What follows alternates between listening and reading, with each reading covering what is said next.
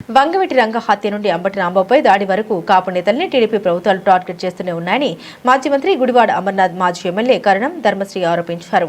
లడ్డు నెయ్యి వ్యవహారంలో కొవ్వు ఆరోపణ చేసిన దొరికిపోయిన ప్రభుత్వ పెద్దలు ప్రశ్నించిన అంబటి రాంబాబు ఇంటిపై దాడులకు దిగారని తెలిపారు. అంబటి రాంబాబుపై ఆయన కుటుంబ సభ్యులపై జరిగిన దాడిని రాష్ట్రంలోని కాపులంతా ఖండిస్తున్నారని అన్నారు. వచ్చేది వైఎస్ఆర్సీపీ ప్రభుత్వమేనని, వడ్డీతో కలిపి తిరిగి చెల్లించడం ఖాయమని గుడివాడ అమర్నాథ్ కరణం ధర్మశ్రీ తెలిపారు. అంబటి రాంబాబు గారి మీద జరిగినటువంటి హత్యాయత్నం ఏదైతే ఉందో అది పెమ్మసాని గారి ఆదేశాల మేరకు మన గల్లా మాధవి గారి ఆధ్వర్యంలో, ఆవిడ పర్యవేక్షణలో పోలీసు వారి సహకారంతో జరిగినటువంటి ఈ హత్యాయత్నాన్ని పార్టీలకు అతీతంగా అందరూ ఖండిస్తుంటే ఆవిడ తిరిగి మరుసటి రోజు ప్రెస్ మీట్ పెట్టి లైవ్ లో బెదిరింపులకు దిగారు. నేను మళ్ళీ వస్తాను, మీ ఇంటికి పరామర్శకి వచ్చే వాళ్ళు ఆస్తులు అమ్ముకోవాలి అని ఆవిడ లైవ్ లో కూర్చుని మా కుటుంబ సభ్యుల్ని ఆవిడ హెచ్చరిస్తున్నారు. ఇండైరెక్ట్ గా మళ్ళీ దాడి చేస్తాను అని చెప్పి మీరు హెచ్చరిస్తున్నారు మమ్మల్ని. మీరేమనుకుంటున్నారు? గల్లా మాధవి గారిని నేను సూటిగా అడుగుతున్నా, మీరు మొదటిసారిగా ఎమ్మెల్యేగా గెలిచారు, మీకింత అధికార అహంకారం పనికి రాదు. మీరు వ్యవస్థల కన్నా పవర్ఫుల్ అనుకుంటున్నారా? న్యాయ వ్యవస్థ కన్నా, పోలీసు వ్యవస్థ కన్నా మీరు పవర్ఫుల్ అనుకుంటున్నారా? మీరు శాసనసభ్యులు కావచ్చు, సీఎం కావచ్చు, మినిస్టర్ కావచ్చు, వ్యవస్థలకు లోబడి పనిచేయాలనే ఇంకితం మీకు లేదా అని నేను ఈ సందర్భంగా నేను ప్రశ్నిస్తున్నాను ఆవిడని. అలాగే ఆఫీసుకి ఇంటికి నిప్పు పెడతారా? ఆఫీసుకి ఇంటికి నిప్పు పెట్టారు, పక్కనున్న ఇళ్లకి ఆ నిప్పు అంటుకుంటే మొత్తం పక్కనిళ్లలో ఉన్నటువంటి సామాన్య ప్రజానికం వాళ్ళకి ఇబ్బంది కలుగుతుందనే విచక్షణ మీరు కోల్పోయారా? కక్షతో మీ కళ్ళు మూసుకుపోయినాయా అని నేను ప్రశ్నిస్తున్నాను. ఇదే సందర్భంలో ఆవిడ నన్ను అడుగుతున్నారు, మీ పిల్లలకి ఏం మెసేజ్ ఇస్తున్నారు మీరు? మీ నాన్నగారు ఇలా మాట్లాడుతుంటే దీన్ని మేము ఊరుకుంటే మీరేం మెసేజ్ పంపిస్తున్నట్టు ముందు తరాలకి అని అంటున్నారు. నేను ఆవిడని సూటిగా అడుగుతున్నా, మీరేమి మెసేజ్ ఇస్తున్నారు మీ పిల్లలకి? న్యాయాన్ని మీ చేతిలోకి తీసుకోమని మీరు మెసేజ్ ఇస్తున్నారా? వ్యవస్థల్ని కంట్రోల్ చేయమని మీరు మెసేజ్ ఇస్తున్నారా? అవతలి వారు తప్పు చేస్తే అంతకు మించిన తప్పు మీరు చేయండి అని మీ పిల్లలకి మీరు మెసేజ్ ఇస్తున్నారా? నేను ఇవ్వట్లేదు. న్యాయం ఒకటి ఉంటుంది, దాని పని అది చేసుకుపోతుంది. మనం వ్యవస్థలకి లోబడి మనం ఉండాలి అనే నేను మెసేజ్ ఇస్తున్నా. ఏ చట్టం చెప్పిందమ్మా రాళ్లు కర్రలు తీసుకుని ఇంటి మీదకి వచ్చి సారీ అడగమని ఏ చట్టం చెప్పిందో ఆవిడ నాకు తెలియజేయాలి, నేను తెలుసుకుంటాను. రెడ్ బుక్ అనేది ఒక కక్షపూరితమైన చర్య, ఒక డెమోక్రసీలో జరగాల్సినటువంటి ఒక పని కాదు. కాబట్టి ఆయన దాన్ని ఎదిరించి ధైర్యంగా నిలబడి, ఒక పక్కనేమో ఆయన వల్ల తప్పు జరిగినప్పుడు జెంటిల్మెన్ గా ఆయన వచ్చి సారీ చెప్పడం జరిగింది, అయినా కూడా దాడి చేశారు. కానీ నేను చెప్తున్నాను, ఇవాళ అంబటి రాంబాబు గారు 2000 మంది చుట్టుముట్టిన ఇంటిని లోపల కూర్చుని ఒక్కళ్లే రాళ్లు రువ్వుతున్నా, కత్తులు దూస్తున్నా, గుణపాలు గోడల్లో నుంచి దిగుతున్నా ధైర్యంగా కూర్చున్నారు. ఆ ధైర్యం ఎక్కడిది? వ్యవస్థ మీద ఉన్నటువంటి నమ్మకమే ఆయనకు ఆ ధైర్యం ఇచ్చిందని నేను నమ్ముతున్నాను. కానీ వాళ్ళ వ్యవస్థల్ని నిర్వీర్యం చేసి, పోలీసుల్ని డమ్మీ చేసి, పోలీసు వ్యవస్థ అనేది ఎంత పవర్ఫుల్, దాన్ని డమ్మీలుగా చేసి మీరు ఇంటి మీదకి వచ్చి ఆడవాళ్ల మీద కూడా దాడి చేస్తారా?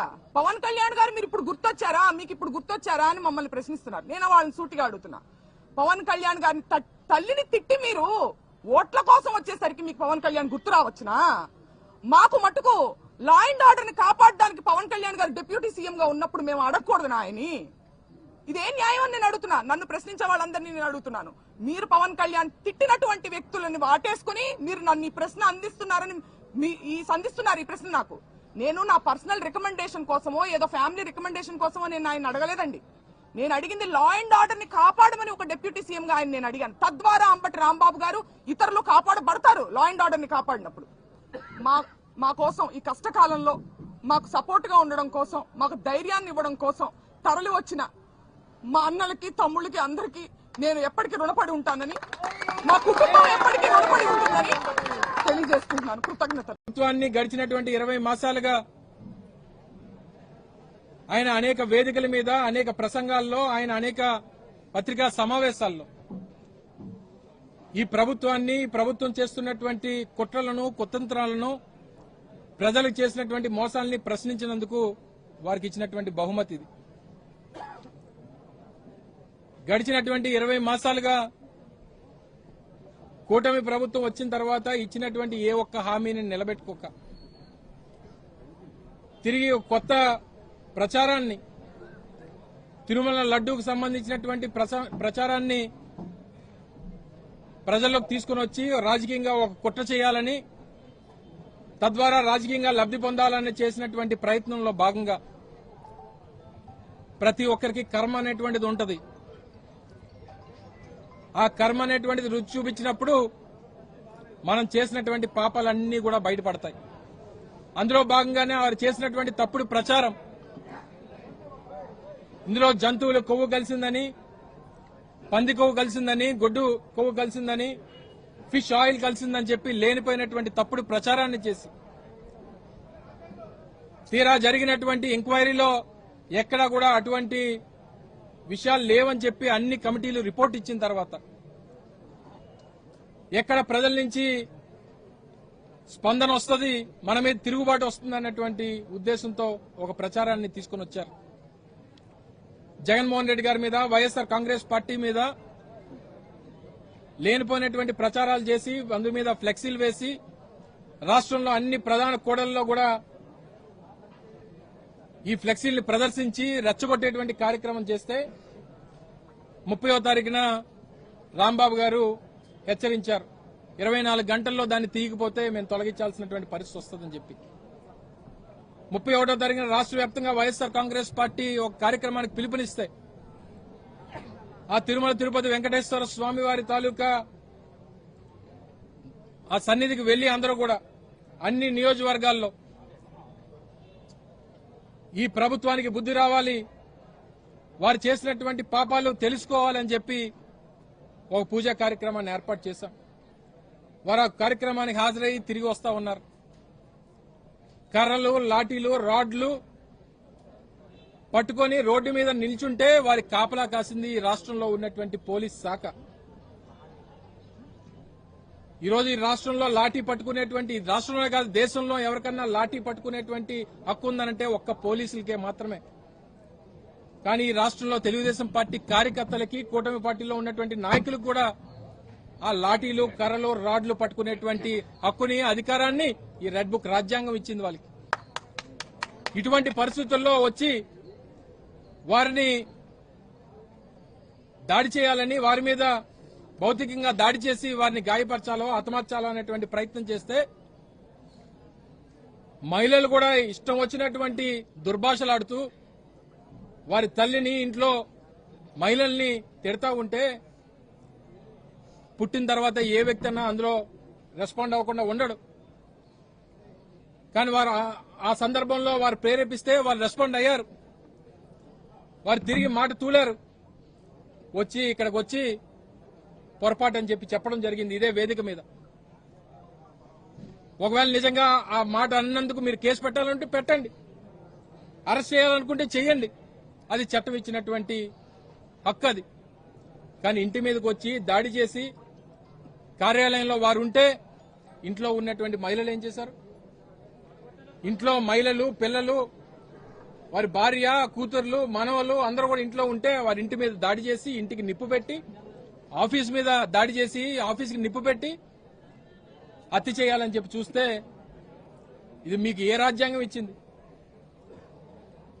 ఏ చట్టం మీకు చెప్పింది? ఆ రోజు గడిచిపోయి ఉండొచ్చు, మళ్ళీ రోజులు ఎప్పుడు కూడా ఒకేలాగా ఉండవు అనేటువంటి విషయాన్ని తెలియజేస్తా ఉన్నాం.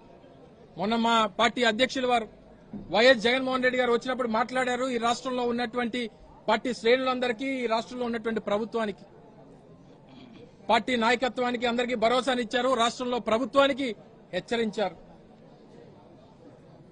మళ్ళీ ఈ రోజు రాంబాబు గారి మీద మళ్ళీ కొత్తగా 17 కేసులంట. నిన్నటి వరకు 16, మళ్ళీ 17 కేసులు, మొత్తం 33 కేసులు. ఏం పాపం చేశారు? ఏం తప్పు చేశారు? మీరు అమ్మల్ని, తల్లుల్ని, భార్యల్ని తిడతా ఉంటే నోరు మూసుకొని కూర్చోవాలా? తిరిగి ఆయన పెద్దరికానికి వారు పొరపాటు జరిగిందని చెప్తే వారి ఇంటి మీద దాడి చేస్తారా? ఇదంతా కూడా ఒక స్టేట్ స్పాన్సర్డ్ టెర్రరిజం గా చూస్తాం. కేంద్ర మంత్రి, స్థానిక శాసనసభ్యులు, వారి పార్టీకి సంబంధించినటువంటి నాయకులు అందరూ కూడా కిరాయి ఇచ్చి మనుషులు తీసుకుని వచ్చి ఇంట్ల మీద దాడి చేస్తే అది ప్రభుత్వం వెనక నుండి నడిపిస్తా ఉంటే మీ ప్రభుత్వం ఏమో స్పందించదు, దగ్గరుండి పోలీసులతో దాడి చేస్తుంది. కానీ ఏ రోజు, ఏ నిమిషం ఆ రోజు మొత్తం దాదాపు 7:30-8 గంటలు జరిగినటువంటి ఆ సంఘటన అంతా కూడా చూసాం. మీరు ఎంతమంది వచ్చి దాడి చేసినా, ఎంతమంది వచ్చి ఇబ్బంది పెట్టినా, ఎంతమంది వచ్చి చంపాలని చెప్పి చూసినా అంబట్ రాంబాబు మాత్రం ఎక్కడా కూడా తలదించినటువంటి పరిస్థితులు లేవు అన్నటువంటి విషయాన్ని మీరు అందరూ కూడా గమనించాలి. మీరు చేసినటువంటి పాపాన్ని ఈ రోజుకి ఎక్కడ కూడా రాష్ట్ర వ్యాప్తంగా దేశవ్యాప్తంగా ఉన్నటువంటి ఈ సామాజిక వర్గం ఎప్పుడు కూడా మర్చిపోదన్నటువంటి విషయాన్ని తెలియజేస్తా ఉన్నాం.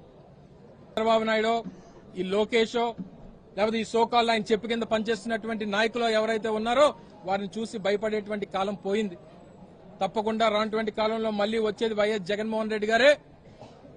మీరు చేసినటువంటి ప్రతి పాపానికి, మీరు చేసినటువంటి ప్రతి గాయానికి తిరిగి వడ్డీతో సహా తిరిగి చెల్లిస్తామన్నటువంటి విషయాన్ని మరొకసారి ఈ సందర్భంగా తెలియజేసుకుంటూ పిలుపునిచ్చినటువంటి వెంటనే ఇంత పెద్ద ఎత్తున మీరందరూ కూడా విచ్చేసి ఆ రోజు రాంబాబు గారిని కాపాడుకునేటువంటి దాంట్లో చాలా మంది స్థానిక నాయకత్వం, మహిళలు కూడా చాలా మంది వారికి అండగా నిలబడి వారిని కాపాడుకునేటువంటి దాంట్లో నిలబడినటువంటి వారందరికీ కూడా హృదయపూర్వకంగా వారికి అభినందనలు తెలియజేసుకుంటూ తప్పకుండా పార్టీకి ఎవరికి కష్టం వచ్చినా అందరం తోడుగా ఉండాలి, నిలబడాలి, ఒక కుటుంబంగా కలిసి ఉండాలనేటువంటి విషయాన్ని మరొకసారి ఈ సందర్భంగా తెలియజేసుకుంటూ వారి కుటుంబానికి మన అందరి తరపున హృదయపూర్వకంగా వారికి ధైర్యాన్ని కల్పించేటువంటి కార్యక్రమం చేసినటువంటి దానికి ఇచ్చేసినటువంటి ప్రతి ఒక్కరికి హృదయపూర్వకంగా ధన్యవాదాలు తెలియజేసుకుంటాం.